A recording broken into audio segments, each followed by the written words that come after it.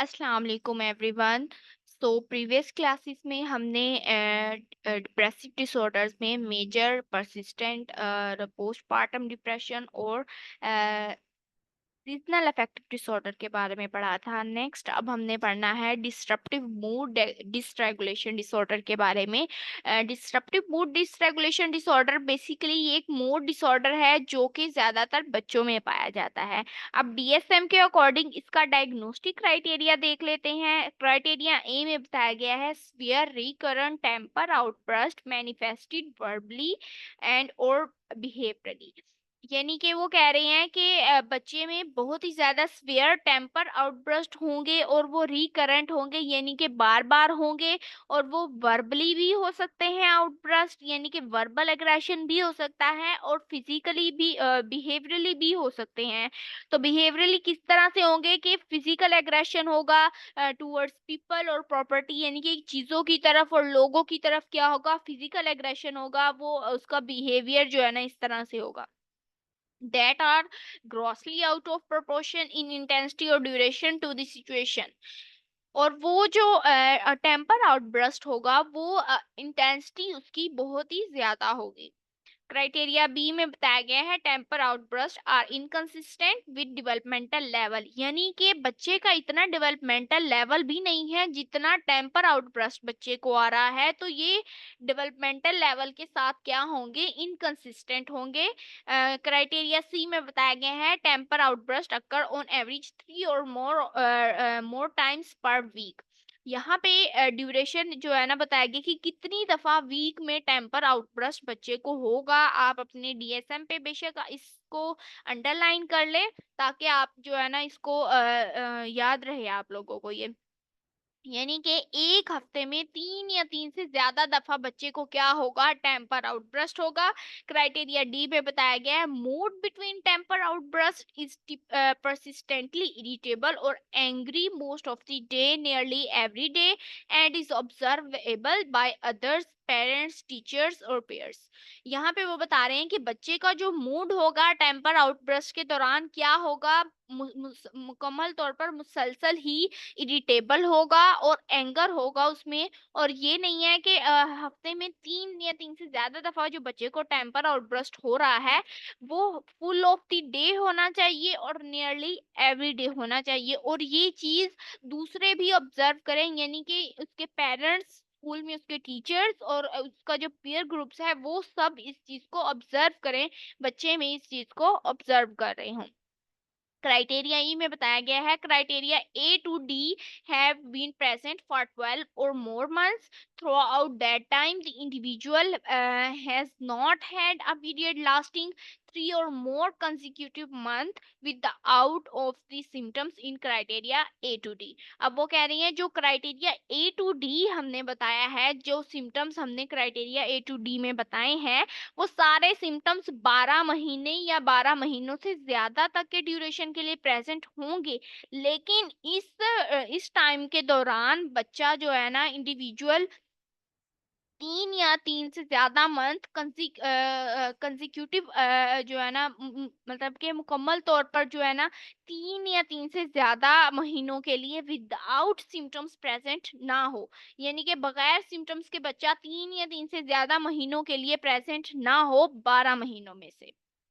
Criteria F में बताया गया है criteria A and D R present in at least 2 of the 3 settings. वो कह रहे हैं कि बच्चा ये क्राइटेरिया ए जो ए और क्राइटेरिया डी है ये 3 सेटिंग में से किसी 2 सेटिंग में प्रेजेंट होना चाहिए, या तो घर पर या घर और स्कूल या घर और पेयर्स के साथ या स्कूल और पेयर्स के साथ या घर और पेयर्स के साथ, मतलब कोई सी 2 सेटिंग्स में प्रेजेंट होना चाहिए। 3 सेटिंग्स में भी प्रेजेंट होगा तो भी हम इसको जो है ना वो नोट डाउन करेंगे। और and swear in at least one of this, और इन दोनों में से किसी एक सेटिंग में बहुत ही ज्यादा स्वेयर होना चाहिए।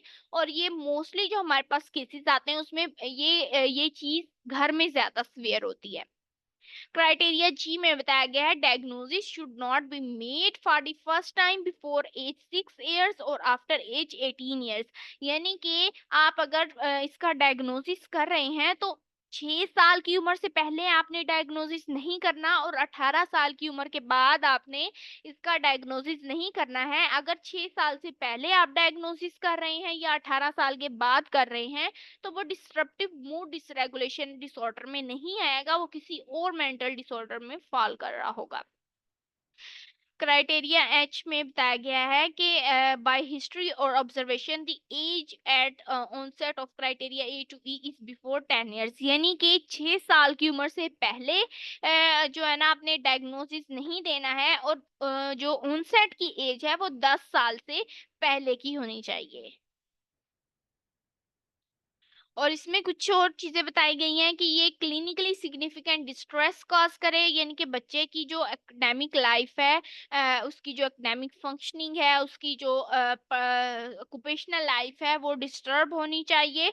और ये किसी और मेंटल डिसऑर्डर में ये जो है ना आपने इसको मिक्स नहीं करना है, किसी और मेंटल डिसऑर्डर में ये चीज एक्सप्लेन ना हो रही हो। और लास्ट में बताया गया है कि ये जो भी सिम्टम्स आ रहे हैं ये किसी सब्सटेंस के साइकोलॉजिकल इफेक्ट की वजह से, ये किसी मेडिकेशन की वजह से या न्यूरोलॉजिकल कंडीशन की वजह से ना हो। सो यहाँ पे इसका जो डायग्नोस्टिक फीचर और इसकी जो कोर्स एंड डेवलपमेंट है वो आप लोगों ने रीड करनी है। और अगर इसमें से आप लोगों को कोई चीज़ नहीं समझ आती है तो भी आप लोग कमेंट बॉक्स में जो है ना पूछ सकते हैं, आप लोगों को जरूर आंसर किया जाएगा।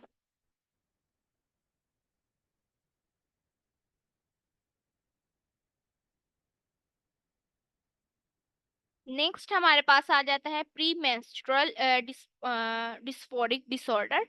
इसमें क्या होता है, इसमें फीमेल्स में बेसिकली होता है ये डिसऑर्डर। और इसमें फीमेल्स को मेंस्ट्रुअल साइकिल स्टार्ट होने से एक वीक पहले जो है ना सिम्टम्स आना शुरू हो जाते हैं, मतलब मूड से रिलेटेड सिम्टम्स आना शुरू हो जाते हैं। सो इसका डायग्नोस्टिक क्राइटेरिया डीएसएम के अकॉर्डिंग देख लेते हैं। क्राइटेरिया ए में बताया गया है in the majority of menstrual cycle at least 5 symptoms must be present in the final week before the onset of menses, start to improve within a few days after the onset of menses, and become minimal or absent in the week post menses।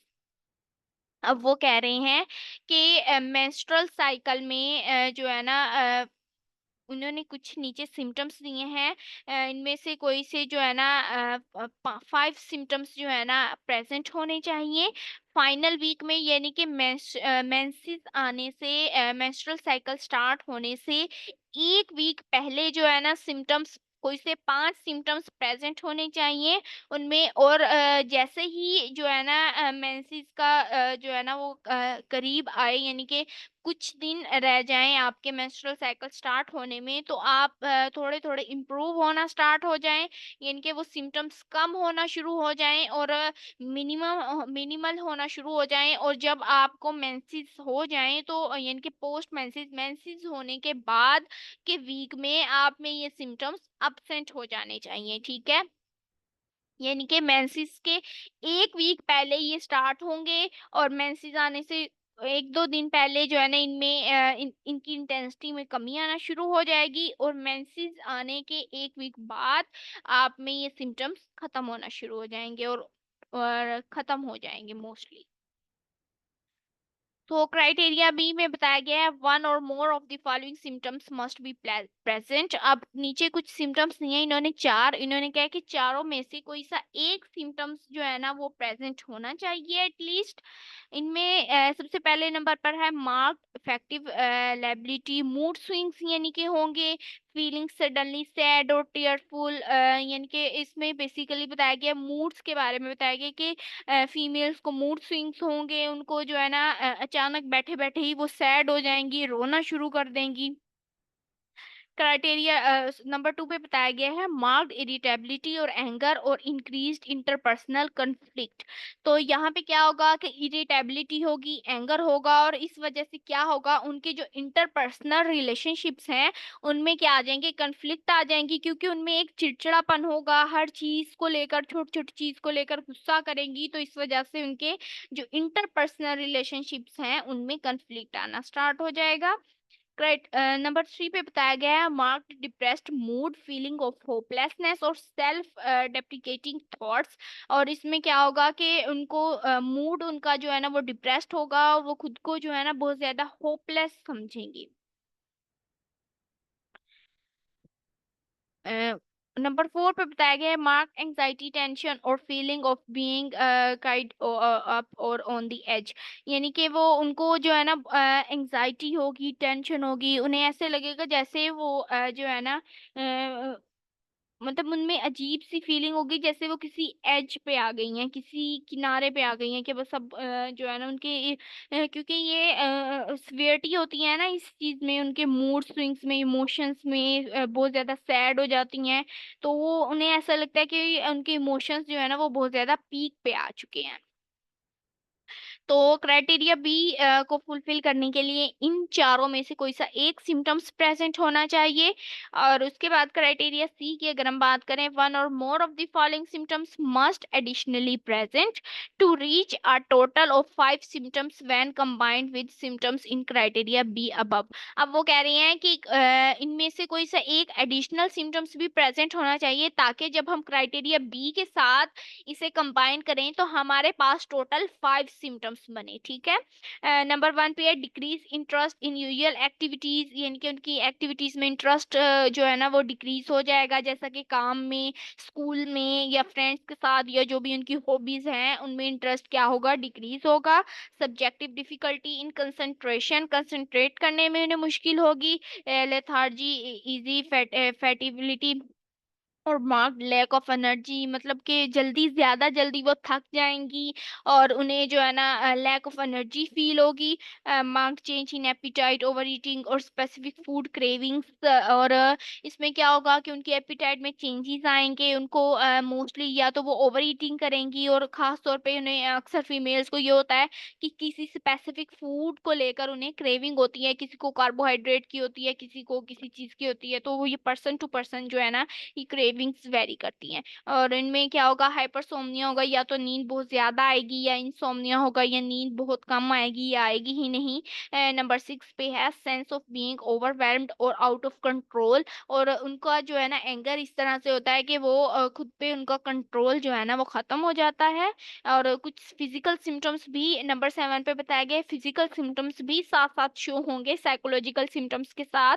उनमें क्या है कि breast में जो है ना swelling होगी, उनकी ज्वाइंट और मसल पेन होगा, सेंसेशन ऑफ ब्लोटिंग होगी, यानी कि वेट गेन उन्हें महसूस होगा कि उनकी जिस्म जो है ना भारी भारी, वेट गेन महसूस होगा उन्हें। उन्हें मसल पेन होगा और उनकी जो ब्रेस्ट है उसमें स्वेलिंग होगी, यानी कि थोड़ी किसी को बहुत ज्यादा भी स्वेलिंग होती है और किसी को कम होती है। सो ये भी जो है ना पर्सन टू पर्सन वेरी करती है। क्राइटेरिया टी में बताया गया है symptoms are associated with clinically significant distress, यानी कि वो कह रहे हैं कि जो सिम्टम्स हैं इसकी वजह से जो है ना पर्सन की सोशल, ऑक्यूपेशनल और पर्सनल लाइफ डिस्टर्ब होगी और इसके पीछे कोई मेडिकल इश्यू नहीं होगा, ये टोटली तौर पर साइकोलॉजिकल होगी। ठीक है, क्राइटेरिया ई में बताया गया है कि ये जो भी सिम्टम्स हैं किसी और मेंटल डिसऑर्डर में ये एक्सप्लेन ना होते हों। और जो है ना criteria A should be confirmed by prospective daily ratings during at least 2 symptomatic cycles, यानी कि वो कह रहे हैं कि डायग्नोसिस में be made probably prior to this confirmation. वो कह रहे हैं कि इस जो क्राइटेरिया ए है वो उसमें क्या होगा, उसको कंफर्म करेंगे हम डेली रेटिंग्स की बेस पे कि आया कि वो, क्योंकि उसमें बताया गया है कि आपके मेंस्ट्रुअल साइकिल से 1 वीक पहले जो है ना आपको ये सिम्टम्स आना स्टार्ट हो जाएंगे। और आपको तकरीबन आपके मेंसेस के बिल्कुल करीब ये 1-2 दिन पहले सिम्टम्स में कमी आना शुरू हो जाएगी। और मेंसेस मेंस्ट्रुअल साइकिल स्टार्ट होने से 1 वीक बाद आपके सिम्टम्स में जो है ना बिल्कुल मिनिमल मिनिमल हो जाएंगे या फिर खत्म हो जाएंगे। तो इसके लिए जो है ना डेली रेटिंग्स करना बहुत ज्यादा जरूरी है इस चीज की कंफर्मेशन के लिए। और ये जो भी सिम्टम्स आ रहे हैं किसी सब्सटेंस के साइकोलॉजिकल इफेक्ट की वजह से ना हो, ये किसी मेडिकल कंडीशन की वजह से प्रेजेंट ना हो।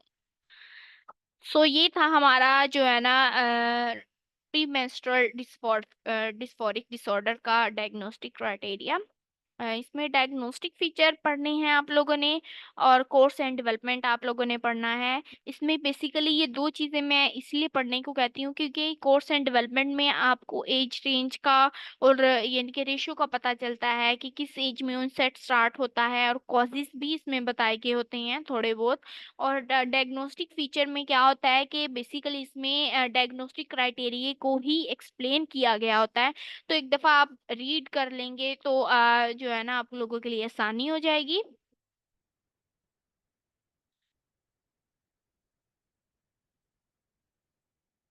तो यहाँ पे हमारा जो है ना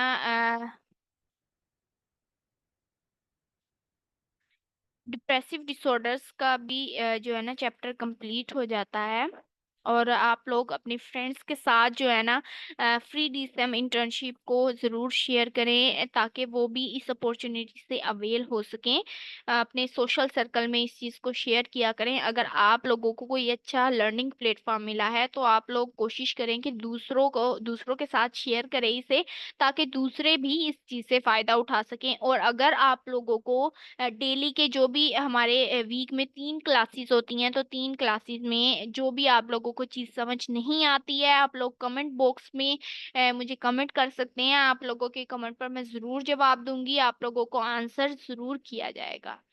और ज़्यादा से ज़्यादा वीडियोज़ को शेयर किया करें।